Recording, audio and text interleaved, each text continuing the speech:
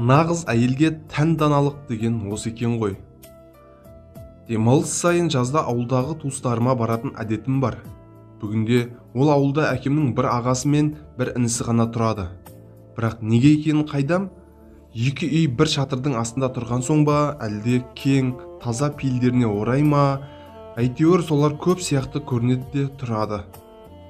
Барған сайын екі үйге кезек-кезек қонып, тауға шығып, өлтірген теріп, таза ауа жұтып дегендей мәре-сәре боламыз да қаламыз. Жасыратыны жоқ, әкемнің ағасы ішеді.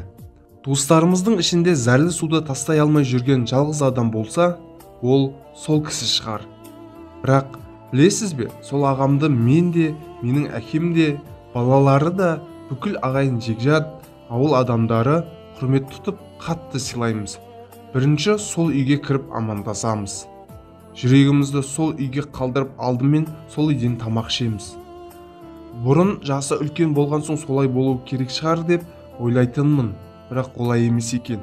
Мәселе жаста, үлкендікте емес. Мәселе жеңгеміздің ағамызды қатты құрметтеп, біздің көзімізше оның абыройын асқақтатып отыратында екен ғой. Жақында ауылға барып осы нәрсеге көзім жетті. Ағамыздың үйіндегі кіші қызы қаладағы оқудан жалғыз демалысқа келіп жатқан кезі еді. Бізді де сылтауратып, әрі өзі де еркелегісі келіп анасына: «Мама, күнде қойдың етінен тамақ істеп жатырмыз ғой. Бүгін әлгі сіздің сүрлеп қойған әдемі етіңізді бір асып жейікші», деді қиылып. Жеңгем бірден: «Жоқ қызым, бүгін әкең үйде жоқ. Үйге келген күні ештеңе ішпей сау болған күні жейміз», деді. Ерке қыз бұртиды да қалды.